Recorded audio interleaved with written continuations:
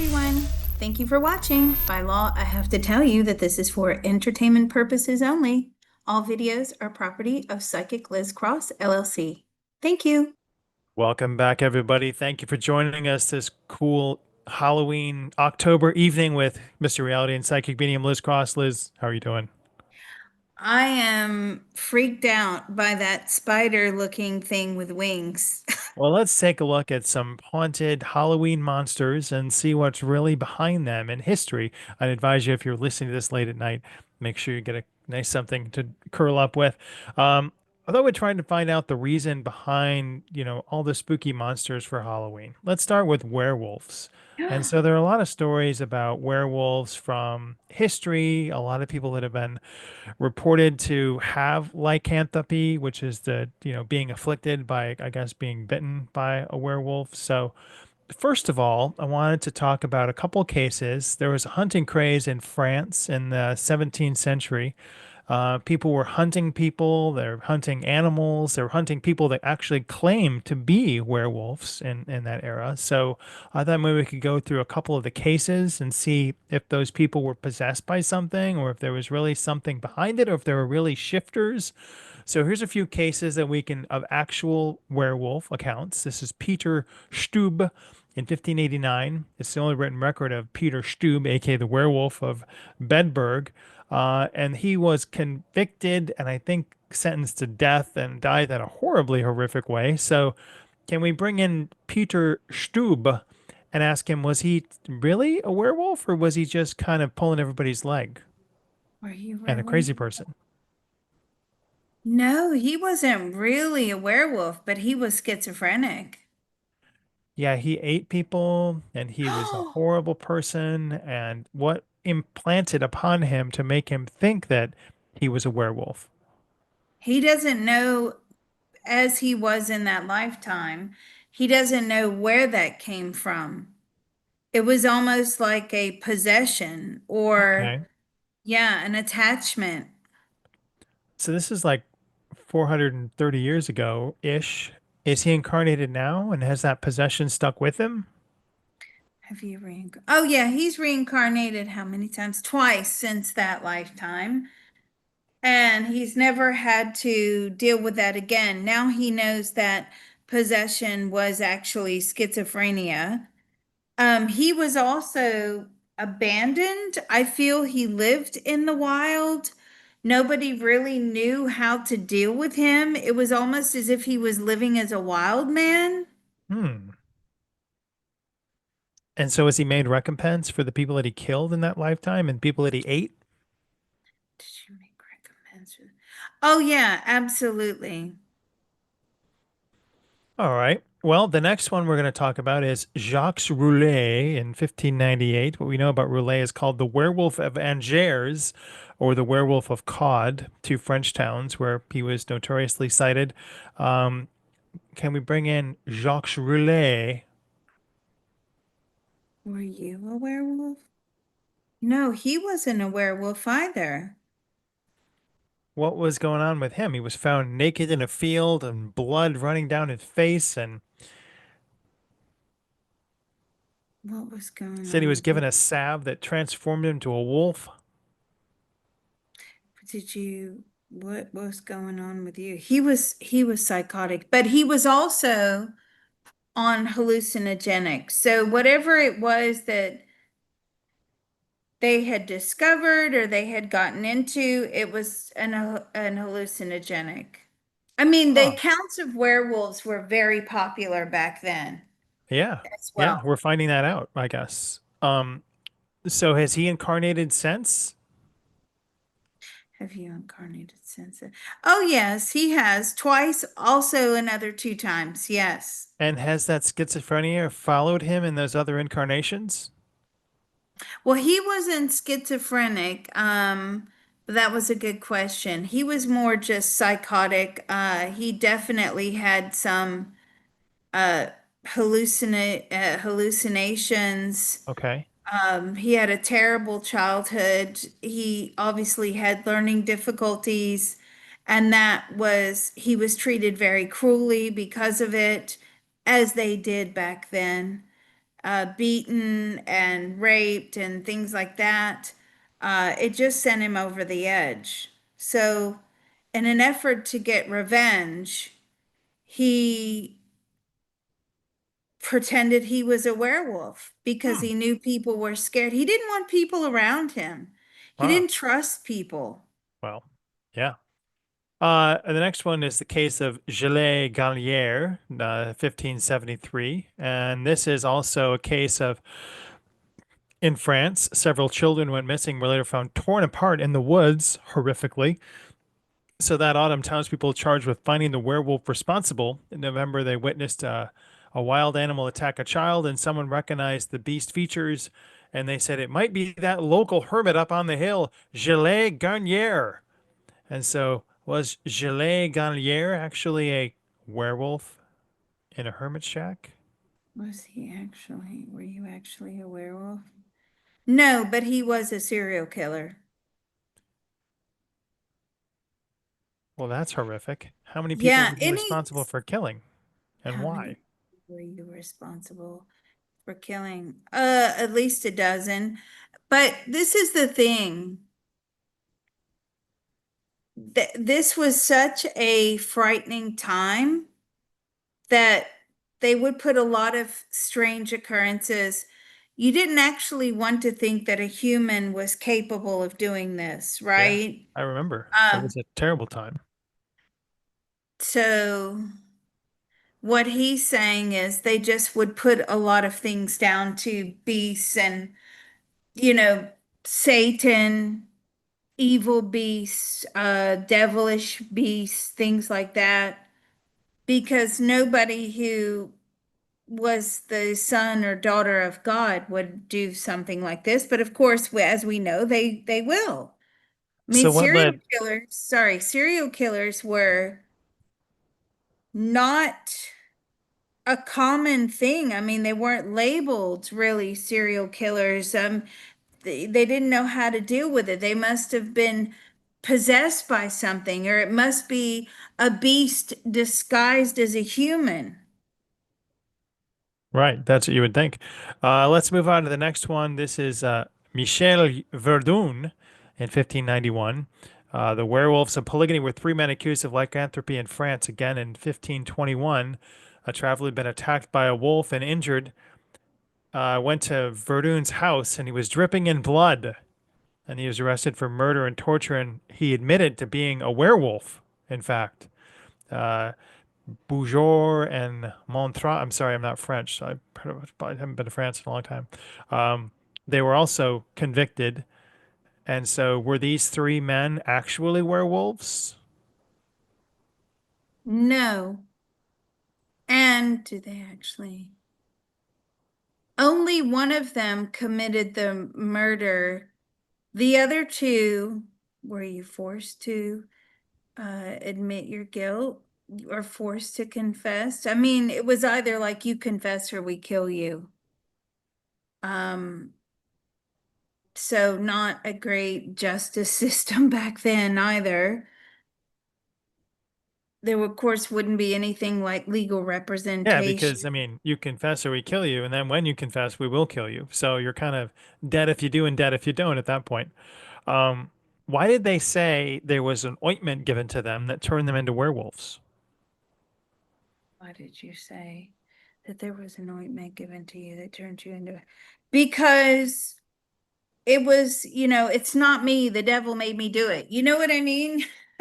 Have I don't you know. ever, have you ever like heard of that when somebody's being arrested? It's not me. Satan made me do it. The devil made me do it. That was kind of this same thinking back then. It was The the balm. werewolf, The balm made yeah. me do it.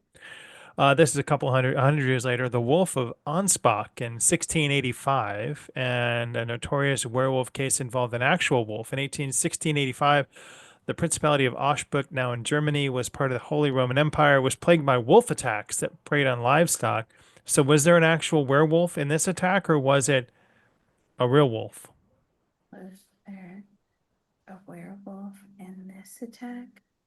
No, these were real wolves. Um, I have a question. Let me ask this.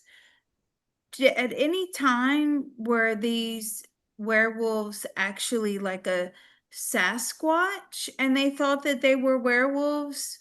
And I'm getting yes, sometimes way back when, because they couldn't explain Sasquatch, they would put it down to where a possible werewolf. Did Sasquatch actually attack? But see, no, Sasquatch would run away in the other direction. But it was just one of those things that they would say, "Oh yeah, I saw a werewolf." Were there a lot more Sasquatch roaming around back then? Oh yes, a lot more than what there are now. Hmm. Because they're obviously now what I'm getting is their habitat has been destroyed through population increase. But for this, these were actual wolves that were attacking. Wow. Okay. The next one is Islav of Polotsk in 1044. Vasilev was the ruler of Polotsk, a region from the somewhere. History recorded him as a strong leader.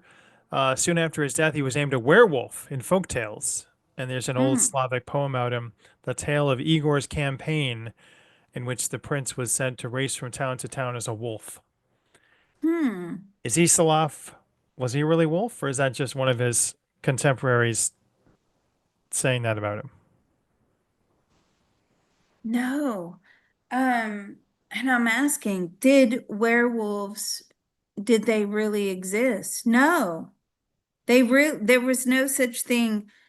I mean, obviously it's a conscious mind construct, but there's no such thing as a werewolf. Like they really don't exist. Okay, so what about when I hear people howling at the moon on a full moon? Are they secretly a werewolf or do they just want to be a werewolf? Okay, I want to know where you hang out when there's a full moon Down at the and that you're cemetery? watching then you're watching people howl. Yeah, Please, where is that we're all around location? there at the cemetery. That is so funny. Oh my God. Um, why do people howl at the moon? It's just something that those that believe that they're in touch with their animalistic side like to do. Do All right, well, you howl at the moon, Mr. Reality, with these people, or you just watch? no, I do it in private. This is another one that was for 3 years, plaguing the beast of Javadon. There were about 21 people killed, and then I think 50 people killed the next year, and then another 65 people killed. Was this what was responsible for this series of attacks from 1764 to 1767? And was this all in the same area? Roughly, yeah. Good grief. What was responsible for it? Was a serial killer. Not of French attacks. So there were 141 people attacked, 57 dead, 28 wounded, 56 safe. So we Oh, had people that like reported, they were alive. So didn't they say it's not really a wolf? But we have people that survived the attacks. why the people that survived the attacks and they lived to tell the tale? Did they say it was a werewolf? Yeah. Was the serial killer dressed like a were? I mean, look, it's kind of like again, it's like the wild man scenario, right? Did they have fangs? I mean, what this group of people that survived, well, yeah, he had fangs. But it's like a wild man, it's the wild hair and did they have long nails? Yeah. And so let's ask this question. Did this serial killer purposefully make himself look like a werewolf? And I'm getting, yes, he did. He tried to make himself look like that. Again, this concept of being a serial killer in that day and age was very new. And most people were extremely religious. So there had to be some sort of beastly reason or possession that would make people behave like this. So was he really responsible for the 120 odd deaths and 53 wounds and 76 safe attacks? I don't think he did that many because he's saying no, but there were a lot of copycats or copy wolves. Right. And what sort of happened after he crossed over from this? Why let someone come down and do this? What's the benefit? Well, it's about bringing ultimate destruction to a large group of human beings. Again, don't forget the universal consciousness system feeds on emotions. So it's about extracting emotions to power the system. Well, you certainly powered the system in that way, I would say. Let's move on to the next one. So we're going to move My on to the God. chupacabra. And in chupacabra, Puerto Rico lore, this is like a half goat, half coyote that was popularized during the Art Bell era. And so, can we talk about chupacabras? Are they real blood-sucking demons or misidentified coyote with mange? Chupacabras. They're real. What are they? They're half wild dog, coyote, wolf, whatever, and they were mixed with something else. What else were they mixed with? I don't know. There's a few different animals. Was it a government project? Escaped? Was it a government project? No, no, it was just natural evolution, but the combination of the different genes and it just didn't it wasn't a good combination. Even like when people mate, right? And they have offspring, sometimes it's just not a good combination. So It's dangerous. does it make them like extra feral or extra like angry, or are there, how do they live? Do they live in packs? Do they live in groups? What's the population of the chupacabra Well, I currently? feel like the population is diminished. They do live in packs. They mainly live in wooded areas.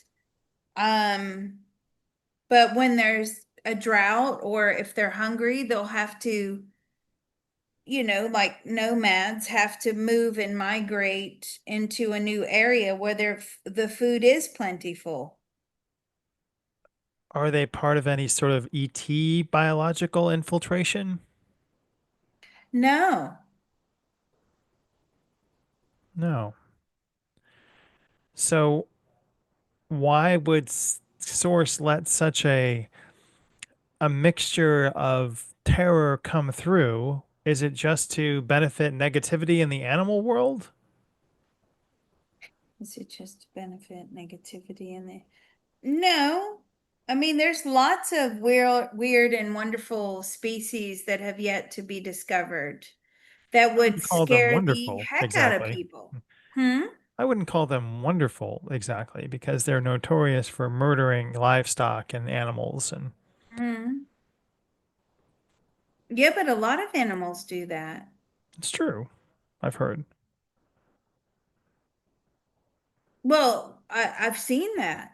I mean, I've even seen Sasquatch where I didn't see them obviously kill the deer, but certainly we were just coming behind a fresh kill. And the way that they hung the deer over the fence to drain the blood, you just knew that this wasn't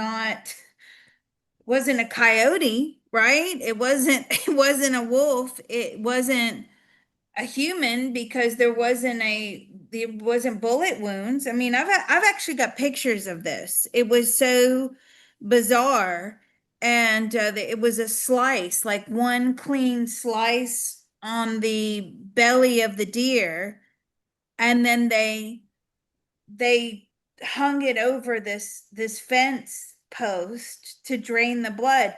Obviously, had interrupted the fresh kill.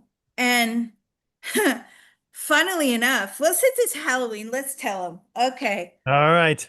So we were like, okay, this is freaky, but we need to turn the car around and to get a better picture because the guy that was in the car, he had a podcast show and he was trying to take video footage. And so I needed him to be on the right side of where this deer was. So we literally just went up a few feet and we turned the car around and then it's pitch black out there, right?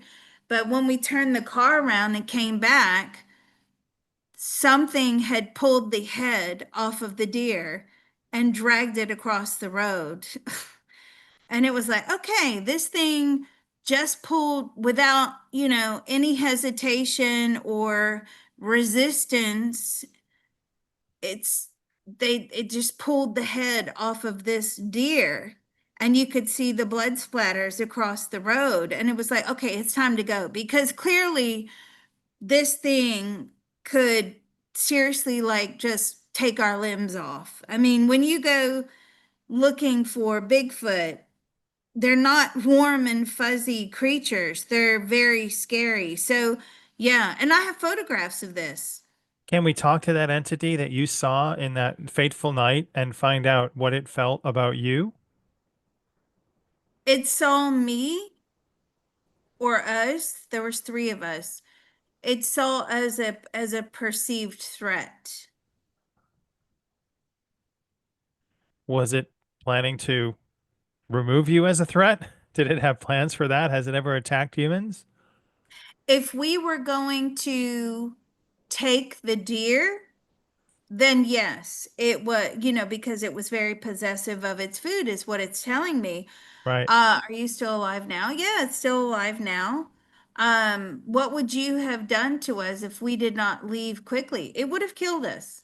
Okay, but it was more interested in, are we going to like open the boot of the car and put the deer in the back? Um, You weren't no, going to do that, right? obviously that's gross. We wouldn't do that. Yeah. But why did you pull the head off of the deer to show you to make a point? So, did you pick up on our fear? Yes, it did. These things, you can feel them in your gut before you come across them. We always knew when we were going to come into contact or we were in the vicinity of a Sasquatch because it's like this strange feeling in your gut. You can't describe it. It's like, okay, I feel this level of fear in my gut, and I'm not an anxiety person, right? So you could just feel it, and they would feel it as well. We'd all feel it at the same time. And we could also smell the Sasquatch. I was going to They ask say, about the scent. What does that smell like when you remember it? oh my I mean, God, without the it's blood? it's terrible. It's like a unwashed skunk.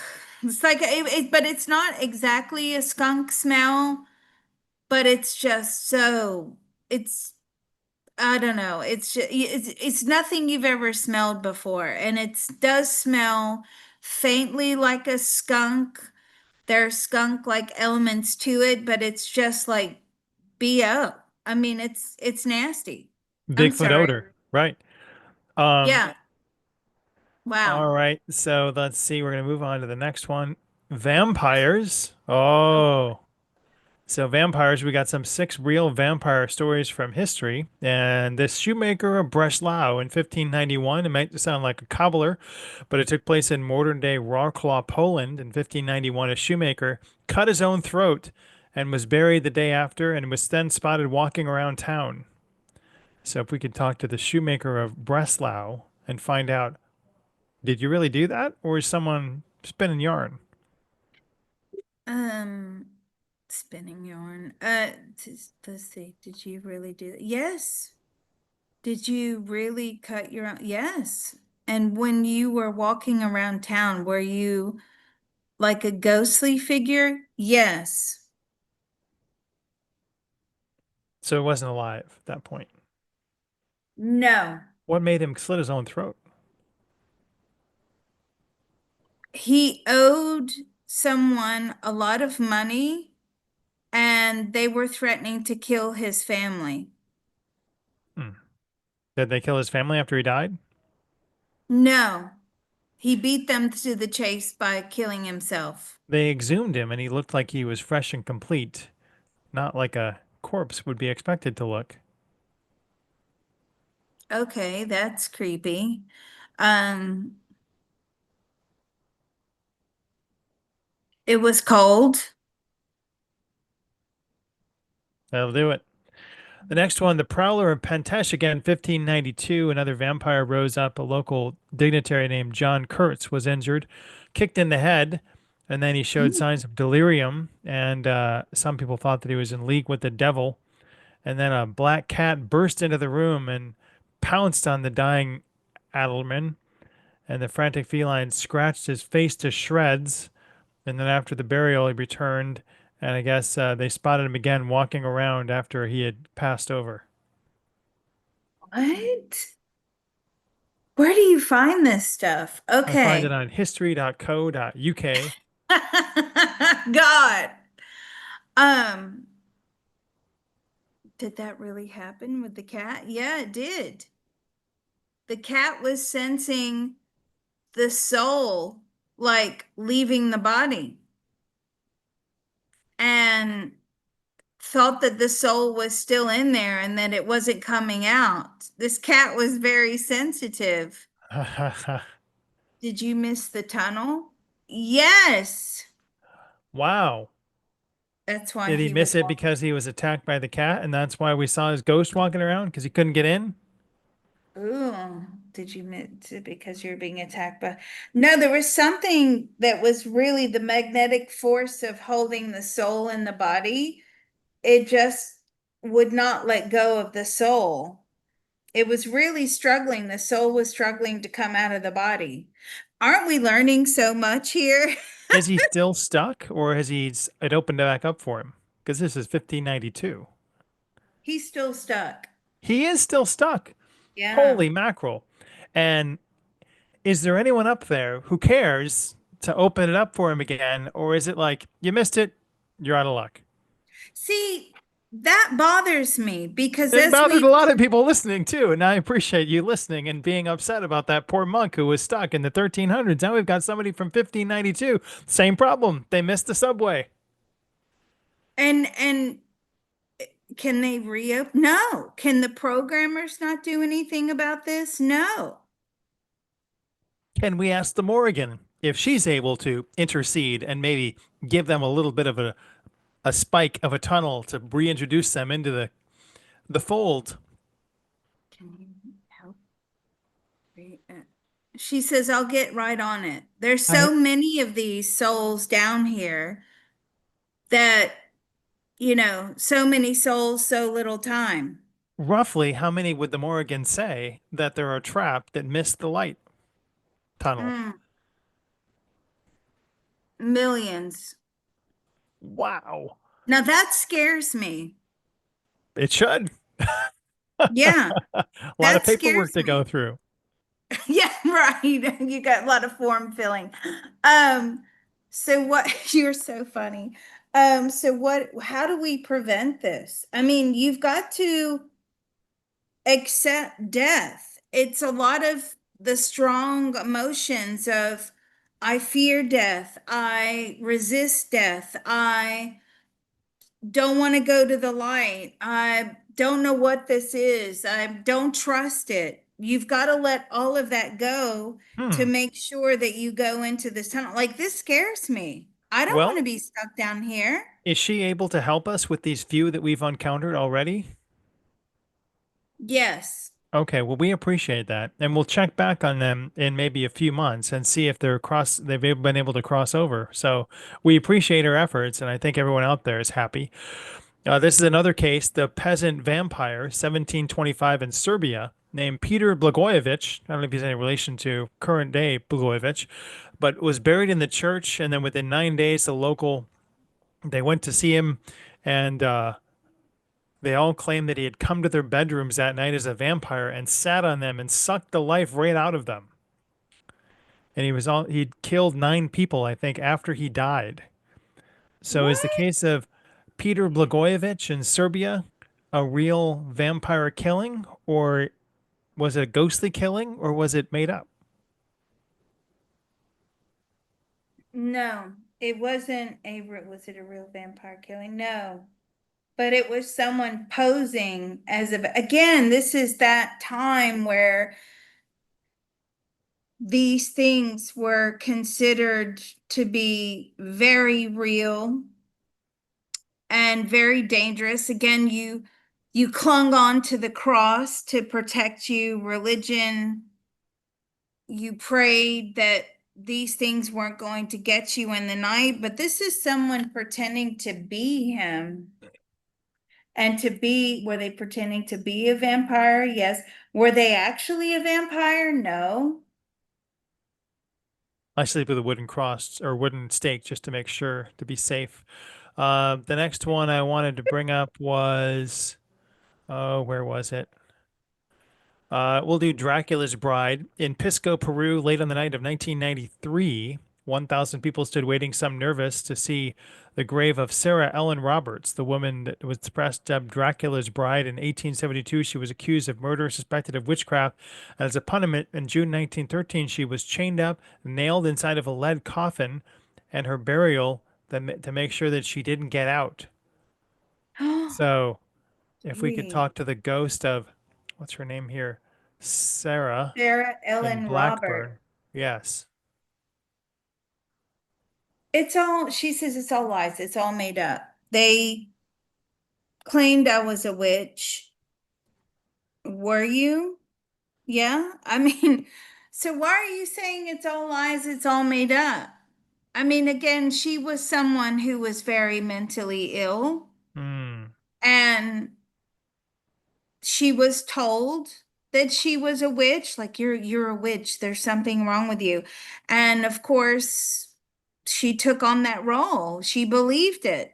When somebody tells you you're something often enough, you'll believe it.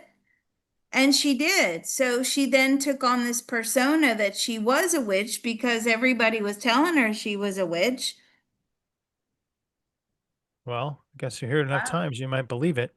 Um, there's Blagojevich there, and this. Let's move on to the next one. You asked about the Spider Woman, and Oh this my is God. Jerum. Oh, so are there vampires? Are there any cases of vampires? And if there are they able to be immortal and live throughout the centuries, or is that farcical? Are there any cases of vampires? There's only two cases of vampires, and that was some sort of spiritual possession. So I can put my wooden stake away. No, I would keep it around just because we've done these videos. All right, this one is famous spider in Japan. It can only shapeshift into three forms: a giant spider, a human woman, and a half woman, half spider. So is the case of Jaro Gumo real or is it made up? Is this real or made up? Oh, this is real. Whoa! I'll keep the definitely keep keep the spike just in case. What does it do? And is it spiritual? Is it physical? Is it how did it come to be? Was it a curse? It's some sort of dark entity that can manifest itself into somewhat of a physical form, and it likes to terrorize people. Can it do things physically or does it just appear non-physical? No, it can't do things physically. It appears non-physical. And what is it? What's feeding it? Just fear, I guess, of people?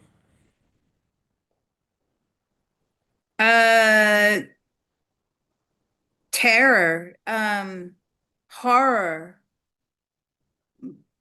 just extreme fear. People that believe in it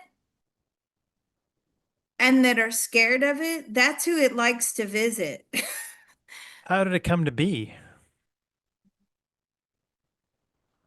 Now, that's a good question because what I'm getting is some sort of witch that was dealing with, wanted to get rid of the enemy somehow and sort of put this spell together to take dark energy and make it manifest into physical form.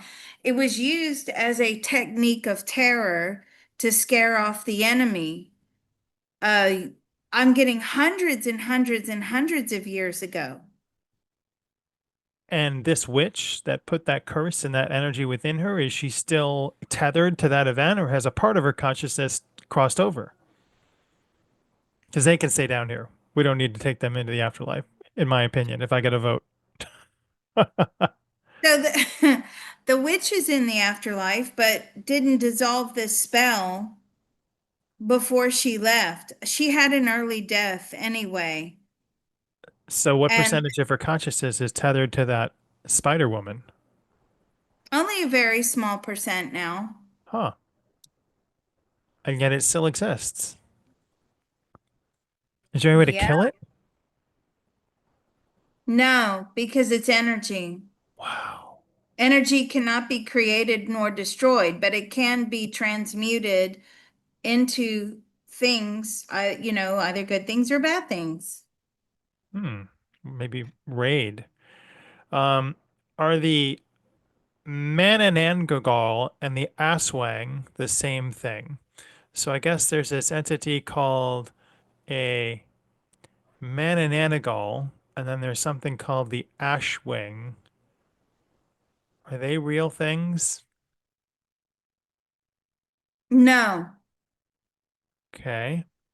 Then there's this entity called the Dybuk or Dabuk box, and it's allegedly spirits trapped inside of a box that are negative spirits steeped in Jewish folklore and alleged misfortune.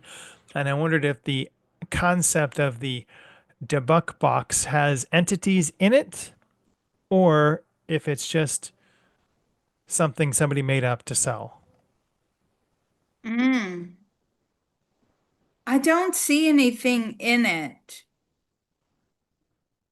but I do feel that there was some sort of ghost attached to it at one point, but somebody's managed to successfully, tell the ghost to leave. Okay, so if you see it on eBay, you can purchase it. This is the Berserker in Old Norse mythology. Allegedly, Scandinavian warriors were said to have fought with a trance-like fury, murdering and slashing everything in their wake. And it was a popular video game a long time ago too. But what caused the Berserkers to be berserk? Really? I've never seen that thing before. Not that I'm a gamer, but what was the berserk? No, this isn't real, but this is folklore. It was some sort of like mad spirit that would come and visit people.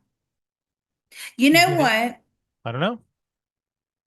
It reminds me of there's a book, and it's a very good audiobook if you guys ever get a chance to read it. I just found it fascinating for a ghost story, and it's called Dark Matter. Fascinating. Uh, that's That what was a it radio reminds show me. with Art Bell, Dark Matter. Can Art Ah, tell us about the book? was the ghost true in Dark Matter? Yeah, I mean it was based upon like folklore or some sort of myth or legend of that area, and it was known to be like, don't go there, bad things happen. Art Bell saying, What's Art doing for Halloween? it's true. It's true. Oh, I love Art Bell. Okay. What are you doing for Halloween? Laughing at you all. Thanks, Art. I wonder if you could tell us about the Mothman. American Mm, folklore and culture says it's a humanoid creature that has bat wings and glows red eyes, and there are lots of different encounters of the Mothman.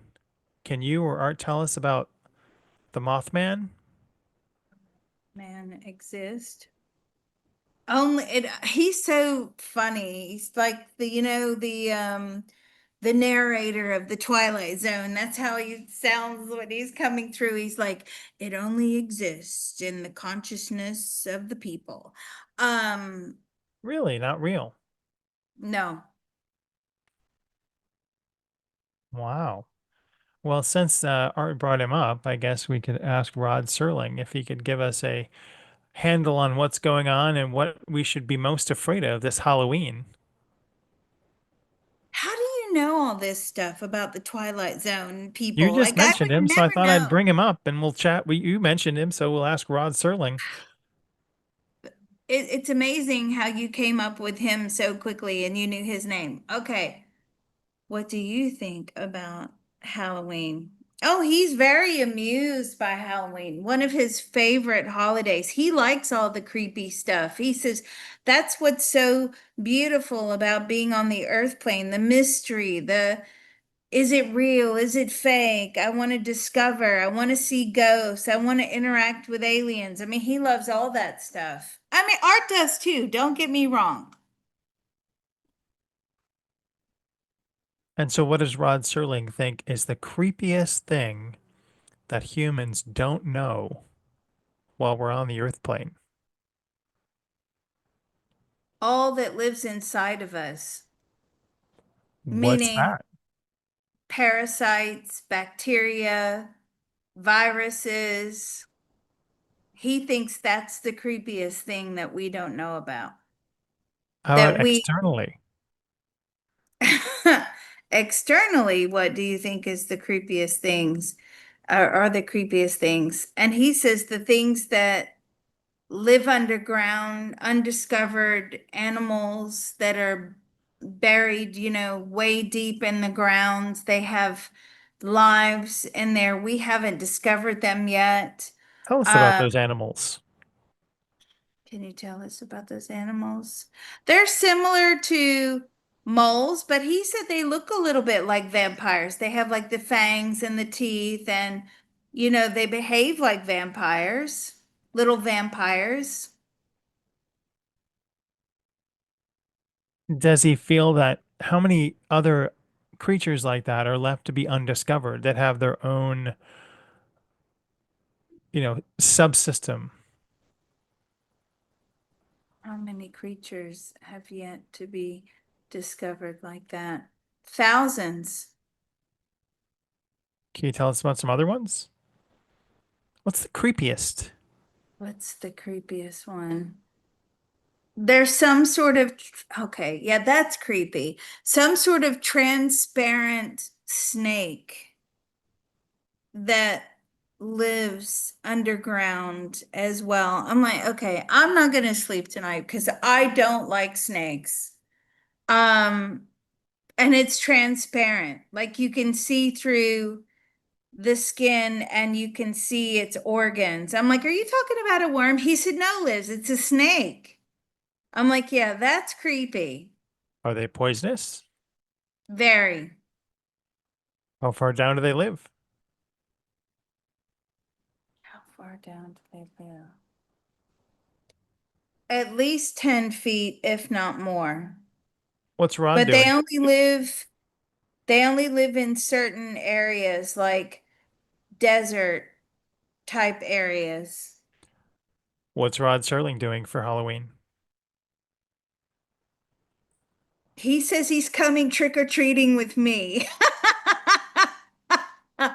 I'm like, do you want to borrow a sheet? Can I just throw a sheet over you and you can just over your hologram and you can just come trick or treating? He's like, sure, Liz, that would be great. Okay.